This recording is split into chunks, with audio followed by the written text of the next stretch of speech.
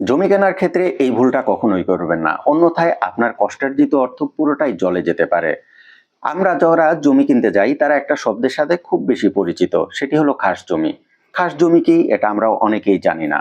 আর এই তথ্যটা না জানার ফলে আমরা অনেকেই বড় ধরনের ভুল করে ফেলি, ভুল জমি কিনে ফেলি এবং শেষ পর্যন্ত আমাদের সেই জমি হাতছাড়া হয়ে যায়। তো বন্ধুরা, আপনারা যারা জমি কেনার ব্যাপারে আন্তরিক বা আগ্রহী তারা অবশ্যই আজকের ভিডিওটা পুরোপুরি দেখবেন। আজকের ভিডিওতে আমরা আলোচনা করব খাস জমি কি, কিভাবে খাস জমি তৈরি হয় এবং এই খাস জমি বন্দোবস্তটা কি। তো আসুন আসল আলোচনায় চলে যাই। তো ভিডিও শুরু করার আগে আপনারা যারা এই ধরনের তথ্য পেতে চান তারা অবশ্যই আমার চ্যানেলটা সাবস্ক্রাইব করে রাখবেন। প্রথমেই আমি আলোচনা করব খাস জমি কি। খাস জমি এমন এক জমি যে জমির কোনো নির্দিষ্ট ব্যক্তি মালিকানা থাকে না। যে জমির মালিক সরকার এবং ভূমি মন্ত্রণালয় যে জমির প্রকৃত মালিকানা ভোগ করে। অর্থাৎ যে ধরনের জমির কোনো ব্যক্তি মালিক থাকবে না, সরকারের নিয়ন্ত্রণাধীন থাকবে, সেই জমিকেই বলা হয় খাস জমি। এখন খাস জমি কিভাবে তৈরি হয়? ধরুন দীর্ঘদিন ধরে কোনো একটা জমি যেটির কোনো নির্দিষ্ট মালিকানা নাই, সেই জমিটা খাস জমি হয়ে যাবে। আবার ধরুন নদীর চর জাগলো, চর জাগার ফলে সেই জমির মালিকানা তো নির্দিষ্ট ব্যক্তির হাতে থাকবে না, সেই জমির মালিকানা হবে সরকার, অর্থাৎ সেই জমিটাও খাস জমি হয়ে যাবে। আবার ধরুন কোনো একটা নির্দিষ্ট ব্যক্তি মালিকানা একটা সময় ছিল, কিন্তু দীর্ঘদিন ধরে সেই জমির কোনো ট্যাক্স দেওয়া হয় না বা খাজনা দেওয়া হয় না।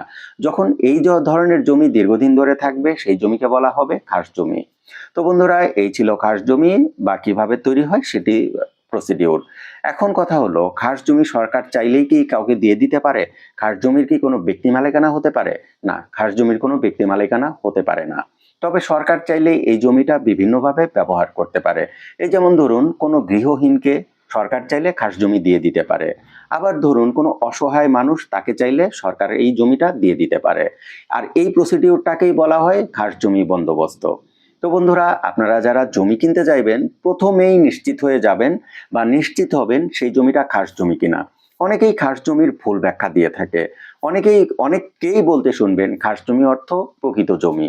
আর খাস জমির মানে কিন্তু এটাই নয় এই জমিটা ভালো। খাস জমির অর্থ হলো এই জমিটা সরকারি জমি। তো সুতরাং আপনারা জমি কেনার আগে অবশ্যই নিশ্চিত হয়ে নেবেন সেই জমিটা খাস জমি নাকি কোনো ব্যক্তি মালিকানাধীন জমি। আর অবশ্যই জমি কেনার আগে যার নামে দলিল থাকবে তিনি যে প্রকৃত মালিক এবং তিনি নিয়মিত খাজনা প্রদান করেন, এটি নিশ্চিত হয়ে নেবেন। তা না হলে দেখা যাবে আপনার যে কষ্টার্জিত সম্পদ, যে অর্থ দিয়ে আপনি জমিটা কিনছেন, সেই অর্থটা পুরোপুরি জলে চলে যাবে।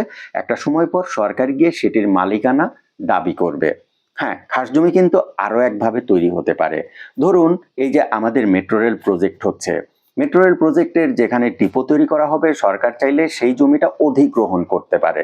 অধিগ্রহণের মাধ্যমেও খাস জমি তৈরি হতে পারে। তো বন্ধুরা, কেমন লাগলো আজকের ভিডিও? যদি আজকের ভিডিওর মাধ্যমে নতুন কিছু শিখে থাকেন তাহলে অবশ্যই কমেন্ট করবেন এবং চ্যানেলটা সাবস্ক্রাইব করবেন। আপনাদের যদি নতুন নতুন তথ্য জানার হয় তাহলে অবশ্যই কমেন্ট করবেন, আমি আমার চ্যানেলের মাধ্যমে নিয়মিত এ ধরনের তথ্য শেয়ার করব।